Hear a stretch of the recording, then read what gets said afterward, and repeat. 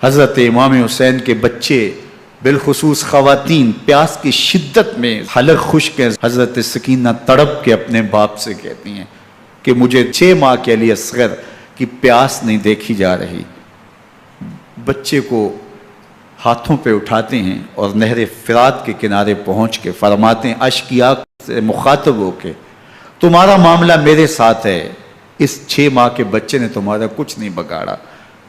اور چلو بھر کے اس کا حلق سیراب کرنا چاہتے ہیں. ایک دوشا خطیر آتا ہے جو حضرت علی اصغر کے گلے کو چیر دیتا ہے. راوی لکھتے ہیں کہ وہ عام تیر نہیں تھا، جانوروں کو شکار کرنے کے لیے جو بڑے تیر ہوتے ہیں وہ دوشا خطیر تھا. وہ گردن کو کاٹ دیتا ہے، خون بہنے لگتا ہے، گردن لٹک جاتی. حضرت امام حسین وہ بہتا ہوا خون اپنے چلو میں لیتے ہیں اور آسمان کی طرف اچھال کے کہتے ہیں مالک حسین کی یہ قربانی بھی قبول فرما. یہ تماشا لبے بام نہیں ہے. بچہ بیمار ہو، ڈاکٹر جواب دے دیں، ماں باپ کے ہاتھ پھول جاتے ہیں. زندگی کی سانسیں ابھی چل رہی ہوتی ہیں لیکن ڈاکٹر کہے کہ یہ میرے بس کا روگ نہیں ہے، کہیں اور لے جاؤ، تو زندگی کا لف و نشر غیر مرتب ہو جاتا ہے. میں سلام پیش نہ کروں حسین ابن علی کو. 6 ماہ کا علی اصغر ہاتھوں میں دم توڑتا ہے، گردن لٹک جاتی ہے، خون بہ رہا ہے. اب خیموں کی طرف بڑھ رہے ہیں لیکن زبان پہ شکایت نہیں ہے. کہتے ہیں مالک حسین کی یہ قربانی قبول کر لے. اب خیموں کی طرف آنا، شہر بانو، ام رباب، سیدہ زینب، حضرت سکینہ سلام اللہ علیہا کا سامنا کوئی آسان کام نہیں تھا. لیکن حسین ابن علی آتے ہیں، شہزادے کو یہاں خیموں کے قریب رکھ کے کہتے ہیں کہ یہ حوض کوثر سے سیراب ہو گیا ہے. اللہ اکبر. کوہرام مچ جاتا ہے خیموں کے اندر. کیا منظر ہوگا اور ان کو کن الفاظ کے پیرائے میں ڈھال کر کے ان کیفیات کو بیان کیا جا سکتا ہے جو اہل بیت کے خیموں کے اندر علی اصغر کی شہادت کے بعد کا منظر رقم ہو رہا ہوگا. اللہ اکبر. ادھر اشکیا آوازیں دے رہے ہیں، مبارزت کے لیے پکار رہے ہیں. زمانے نے پھر وہ منظر بھی دیکھا کہ جوان بیٹے کو 18 سال کی کمائی حضرت امام حسین میدان عمل میں بھیج رہے ہیں. وہ علی اکبر جو حسین کا نور نظر ہے، آنکھوں کا قرار ہے، دل کی تسکین ہے. اور پھر حضرت علی اکبر جب گھوڑے کی زین سے فرش زمین پہ گرتے ہیں تو باپ کو آواز دیتے ہیں اور حضرت امام حسین جو ہے وہ آگے جا کے بیٹے کی لاش اٹھاتے ہیں. اللہ اکبر. 18 سال کے بیٹے کی لاش کو کندھوں پہ اٹھا کے خیموں تک لاتے ہیں اور ہاتھ پھیلا کے کہتے ہیں مالک حسین کی یہ قربانی بھی قبول فرما لے. کبھی قاسم بن حسن کی لاش اٹھا کے لاتے ہیں، کبھی اون و محمد کی لاشیں اٹھا کے لاتے ہیں، بھتیجوں کی، بھانجوں کی، بھائی عباس کے کٹے ہوئے بازو اور زخموں سے چھدا ہوا لاشا. کیا کیا قیامتیں تھیں جو اس کربلا کے ایک میدان کے اندر نہیں توڑی گئیں. حضرت امام حسین پر دکھ پہ دکھ، تکلیفوں پہ تکلیفیں. اب 71 لاشیں اٹھا کے خیموں تک پہنچا چکے اور ادھر مبارزت کی دعوت دی جا رہی. آؤ میدان عمل میں آؤ، اب دیر کیوں کر رہے ہو. رسول اللہ کا حرم، رسول اللہ کی شہزادیاں جو نازوں میں پلی تھیں، وہ کلیاں جو شبنم کا بوجھ بھی گوارا نہیں کر سکتی تھی، آج مصیبتوں کے پہاڑ ٹوٹ گئے. حضرت امام حسین کبھی شہربانوں کو، کبھی ام رباب کو دلاسا دیتے ہیں، کبھی حضرت زینب کو کہتے ہیں. حضرت زینب کربلا کے اس میدان کے اندر بڑے حوصلے کے ساتھ اپنے بھائی کے ساتھ کھڑی رہی، اپنے 2 بیٹے راہ خدا میں پیش کیے، ان کی لاشیں وصول کی. لیکن زینب جس جرأت کے ساتھ، جس پامردی کے ساتھ اس سارے منظر کو حوصلے کے ساتھ سہتی رہی، وہ یقیناً حوصلہ سیدہ زینب سلام اللہ علیہا کا ہی ہے. لیکن یہ وہ منظر تھا کہ زینب کا دل بھی ڈول گیا جب حسین ابن علی گھوڑے پہ بیٹھنے لگے اور ان کو گھوڑے میں بٹھانے والا کوئی نہیں تھا، اور جو بھی سوار جاتا پھر واپس اس کی لاش ہی آتی اور حسین ابن علی لے کے آتے. آج حسین ابن علی جا رہے ہیں، زندگی کا سارا سرمایہ لٹ رہا ہے. حضرت زینب سلام اللہ علیہا سنبھال نہیں رہی. حضرت امام رضی اللہ تعالیٰ عنہ اٹھے اور آپ نے حضرت زینب کو صبر کی تلقین کی اور کہا کہ صبر ہی بہترین ذریعہ ہے اور اللہ کی قربت کا ایک بہترین سبب ہے، اور ان کو صبر کی تلقین کرتے ہوئے فرمایا کہ میرے بعد تم نے اس ذمہ داری کو سنبھالنا ہے اور ان مخدرات اسلام کی، ان شہزادیوں کے پردے کی تم نے حفاظت کرنی ہے۔ اور پھر گھوڑے کی زین کس کے امام حسین لشکر اشقیاء کی طرف بڑھتے ہیں۔ اب خیموں سے سسکیوں کی آواز آ رہی ہے، ان کا سردار، ان کا تاجدار آج سب کو چھوڑ کے کربلا کے میدان کی طرف بڑھ رہا ہے۔ جرم کیا کیا، قصور کیا کیا، اس نے کیا زیادتی کی کہ آج نیزوں اور انیوں کے مقابلے میں 22,000 کا لشکر حضرت امام حسین پہ ٹوٹ پڑتا ہے۔ آپ پھر اتمام حجت کرتے ہیں، میں نے کسی کو قتل نہیں کیا، خون ناحق نہیں بہایا، میرے خون کے درپے کیوں ہو، اپنی آخرت کیوں برباد کرتے ہو، تم جانتے نہیں میں کون ہوں، میں تمہارے نبی کا نواسا ہوں۔ لیکن ابن زیاد کہتا ہے مقابلے میں آؤ۔ پھر حضرت امام حسین رضی اللہ تعالیٰ عنہ مقابلے میں آتے ہیں، اور جب گھوڑے کو ایڑ لگا کے دشمن اشقیاء پہ ٹوٹتے ہیں تو پھر ایسا منظر ہوتا ہے کہ وہ بھیڑ بکریوں کی طرح آگے بھاگتے ہیں۔ 71 زخم کلیجے پہ لیے شجاعت کا یہ پیکر جب میدان میں آتا ہے، آواز آتی ہے یہ کون ذی وقار ہے، بلا کا شاہ سوار ہے، لباس ہے پھٹا ہوا، غبار سے اٹا ہوا، تمام جسم نازنی چدا ہوا کٹا ہوا، یہ نبی کا نور عین ہے، یہ بالیقین حسین ہے، یہ حسین ابن علی ہے رضی اللہ تعالیٰ عنہ۔ پھر چاند بادلوں میں گھر جاتا ہے، شامی غنڈے تیر برساتے ہیں، تلواروں سے آپ کے بدن پر ضربیں لگاتے ہیں اور نیزوں سے آپ کے بدن کو پرو دیتے ہیں۔ جب آپ کا پیراہن بعد میں اتارا گیا تو آپ کے پیراہن میں 122 سوراخ تیروں کے تھے، 33 زخم تلواروں کے اور 34 گھاؤ نیزوں کے تھے۔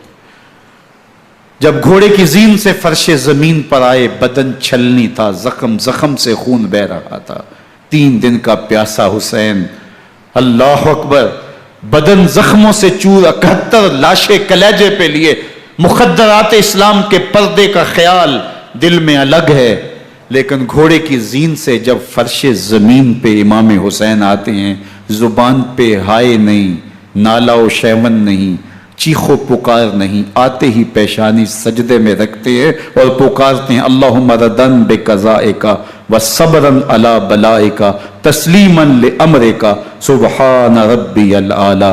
مالک گھر لٹا کے، بچے لٹا کے، خاندان سب کچھ قربان کر کے، اپنے بدن کو زخموں سے چھلنی کروا کے، تیروں اور نیزوں کی انیوں سے اپنے آپ کو زخمی کروا کے، تیرے حضور سر جھکا کے یہ اقرار کرتا ہوں کہ حسین تیری تقدیر پہ راضی ہے، مالک تو بھی بتا، تو بھی حسین پہ راضی ہوا ہے کہ نہیں ہوا۔ آواز آ رہی ہے اس پیاسے پر علی شیر خدا کو ناز ہے، اس نواسے پر محمد مصطفیٰ کو ناز ہے، اوروں نے بھی سجدے کیے پر اس کا عجب انداز ہے، اس نے وہ سجدہ کیا جس پر خدا کو ناز۔ حسین ابن علی رضی اللہ تعالیٰ عنہ کا سر انور دستے قاتل نے تب کاٹا جب وہ سجدے میں جھکا ہوا تھا۔ یزید نے کہا میں بیعت لوں گا، امام حسین نے کہا کبھی بھی نہیں دوں گا، یہ سر کٹ سکتا ہے جھک نہیں سکتا۔ سر کاٹ کے نیزے کی نوک پہ چڑھا دیا گیا، اور یہ اس بات کا اعلان تھا کہ ہم جیت گئے اور حسینی ہار گئے، اور لشکر یزید میں غوغا مچ گیا، نقارے بجنے لگے کہ ہم جیت گئے، دیکھو امام حسین شہید کر دیے گئے، اور سر کاٹ کے نیزے کی نوک پہ چڑھایا گیا۔ لیکن لشکر یزید سے ہی آواز آئی یہ کیسا سر ہے جو کٹ کے بھی سر بلندی ہے، کٹ گیا ہے پھر بھی اونچا ہے، اللہ اکبر، یہ سر سجدے میں کٹا ہے، رب کے حضور عبادت کی حالت میں کٹا ہے۔ حسین آج بھی سجدے میں ہے، اللہ اکبر، حسین آج بھی سجدے میں ہے، بلکہ کٹے ہوئے سر کا رخ زمین کی جانب تھا اور کٹی گردن آسمان کی طرف، یوں نیزے پہ پرویا گیا۔ اللہ اکبر، ایک شاعر نے نقشہ کھینچا، بآنکھ سر نیزے پہ اور سوئے زمین ہے روح، یعنی سجدہ ثانی کی ہے آرزو۔ رکعت کے 2 سجدے ہوتے ہیں، ابھی ایک سجدہ ہوا تھا کہ دست قاتل نے سر کاٹ دیا، کہا حسین کی پیشانی میں دوسرے سجدے کی تمنا مچل رہی ہے۔ یہ تھا حسین ابن علی کا سجدہ. ساری زندگی رب کے حضور سجدہ قضا نہیں ہونے دیا. آج پانی نہیں ہے، اللہ اکبر، آج تیمم کر لیتے ہیں. آج اپنے خون کو اوڑھ کر کے حسین نے اپنی پیشانی اپنے مالک کے حضور جھکا کر کے عظیمت کی وہ انوکھی داستان رقم کر دی کہ صدیاں گزرنے کے باوجود بھی ان کی یادوں کے چراغ روشن ہیں. جب حضرت امام حسین اور دوسرے آیان و انصار کو شہید کر دیا گیا تو ان کے سر نیزوں کی نوک پہ چڑھا دیے گئے. حضرت امام حسین کا کٹا ہوا سر اور باقی 71 افراد کے کٹے ہوئے سر نیزوں کی نوک پہ. اور 10 سواروں کو ابن سعد نے کہا کہ ان کو رون دو، اور گھوڑوں کی ٹاپوں تلے حضرت امام حسین رضی اللہ تعالیٰ عنہ اور ان کے آوان و انصار کو جو ہے وہ روندا گیا، حتیٰ کہ ان کی استخوان مبارک، ان کی ہڈیاں بھی چور چور ہو گئیں. روننے سے قبل ان کا لباس اتار لیا، ان کے کپڑے اتار لیے گئے. اللہ اکبر، کیسی دردناک گھڑیاں تھیں. یزید کا صرف یہی بد کرداری کا مرحلہ نہیں تھا. اس کربلا کے صحرا کے اندر یزید نے جس طرح امام حسین رضی اللہ تعالیٰ عنہ کو شہید کیا اور حضرت امام حسین کے خاندان کو شہید کیا، جب مدینہ المنورہ پر یزید نے مسلم بن عقبہ کو مقرر کیا، جس کو بزرگوں نے مصرب بن عقبہ کہا ہے، تو اس کو کہا 3 دن تک مدینے کا حرم تمہارے لیے حلال ہوگا، جو چاہو تم کرنا، اور شامی فوجوں کو اجازت ہوگی. تو وہاں بھی انہوں نے 10,000 تابعین اور 700 صحابہ کو شہید کیا. حضرت ابو سعید خدری رضی اللہ تعالیٰ عنہ گھر سے باہر نکلے، کافی بوڑھے ہو چکے تھے، تو انہوں نے حضرت ابو سعید خدری کو پکڑ لیا. کہا تم کون ہو؟ کہا مجھے ابو سعید خدری کہتے ہیں. تو کہا ہاں تمہارا نام سنا ہے، اور داڑھی سے پکڑ کے کھینچا اور کہا کہ ہے تمہارے پاس جو ہمیں دو. تو کہا کہ میرے پاس تو کچھ بھی نہیں، میں تو فقیر آدمی ہوں. تو ان کے گھر ان کو لے گئے، تو 2 کبوتر رکھے تھے حضرت ابو سعید خدری نے، تو وہ کبوتر لوٹ کے لے گئے. اللہ اکبر. حضرت ابن سنان رضی اللہ تعالیٰ عنہ کو، جو حضور کے علم بردار تھے فتح مکہ کے دن، ان کو ستو پہلے پلائے اور پھر ان کی گردن کاٹی گئی اور کہا یہ ہے وہ ستو جو تم زندگی میں آخری بار پیو گے. ایک گھر میں داخل ہوئی شامی فوج، تو ایک خاتون کے ابھی بچہ پیدا ہوا تھا، اور قابلہ نے، دائیا نے وہ بچہ ماں کی چھاتی پہ لٹایا، اور وہ ماں کا پہلا دودھ پی رہا تھا. تو یہ جا کے کہنے لگے نکالو تمہارے پاس جو کچھ ہے. تو اس خاتون نے کہا تم جانتے ہو یہ بچہ کون ہے؟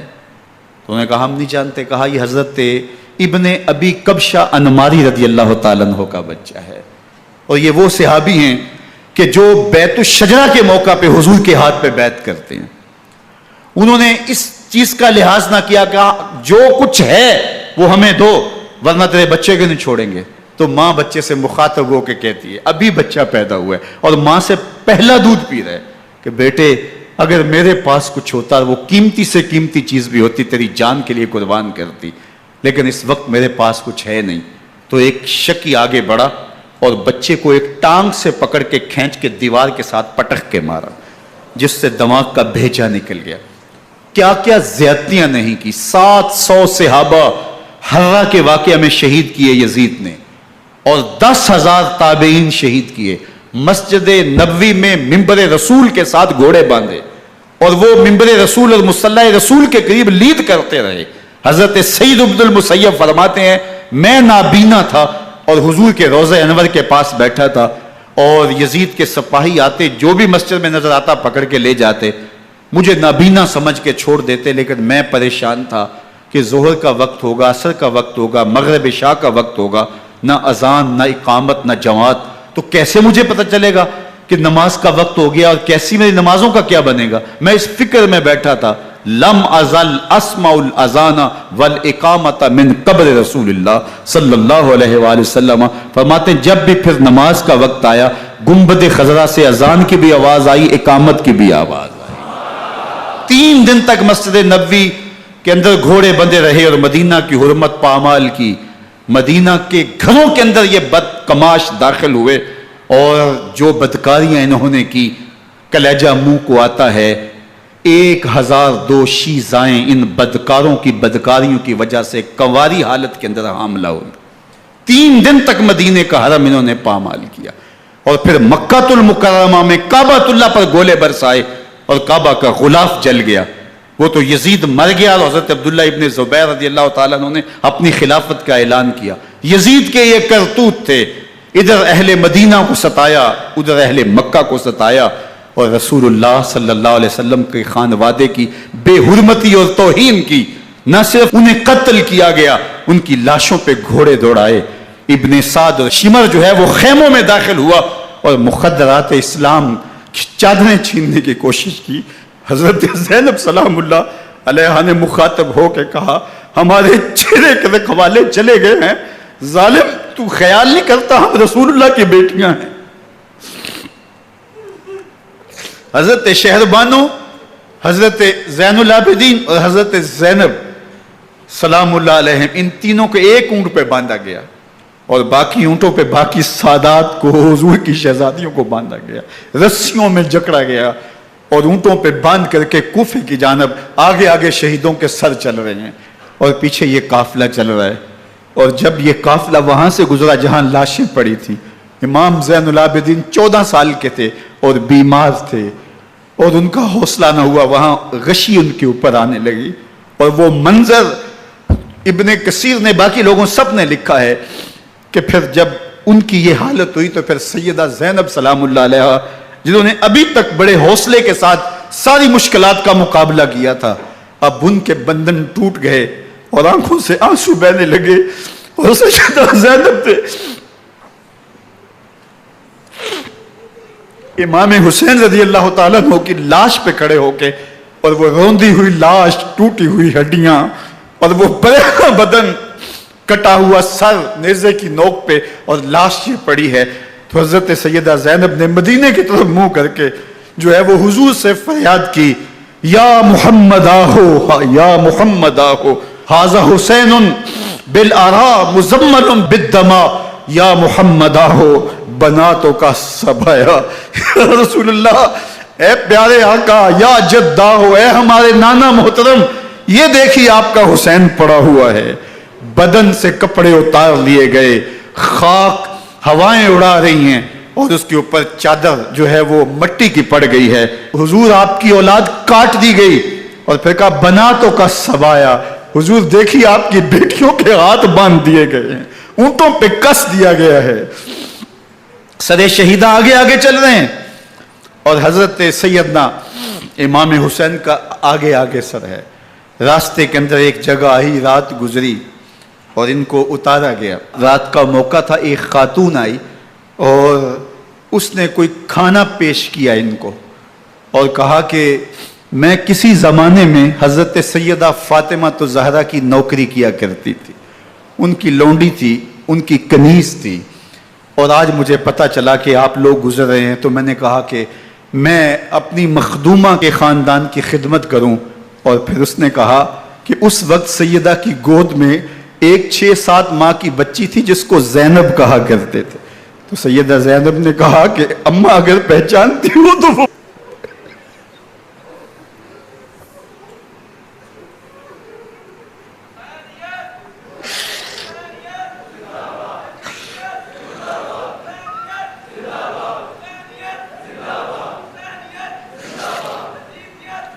یہ تاراج اور لٹا ہوا کارواں پھر وہاں سے کوفے میں کیسے پہنچا. اور کوفے کے اندر سیدہ زینب سلام اللہ علیہ نے وہ یزید کے دربار میں، ابن زیاد کے دربار میں وہ جرأت آمیز جو باتیں کہیں، اللہ اکبر، زینب کی زبان میں علی کی خطابت بول رہی تھی اور پھر دشمن اور دوست سارے رونے لگے. اور وہ کیا دل گداز منظر تھے. اور پھر یہ سروں کا قافلہ اور سادات کرام کا مشکیں کسی ہوئی ہیں اور اونٹوں پہ باندھے ہوئے، ان کو وہاں سے پھر قادسیہ اور قادسیہ سے پھر دمشق یزید کے دربار میں پہنچایا گیا. اور وہاں سے یہ لٹے ہوئے خانمہ برباد تاراج لوگ مدینہ المنورہ میں کیسے پہنچے اور اہل مدینہ نے کیسے استقبال کیا. اور وہ منظر کتنا دلگداز تھا جب اہل مدینہ زینب سے پوچھتے تھے زینب حسین کہاں ہے.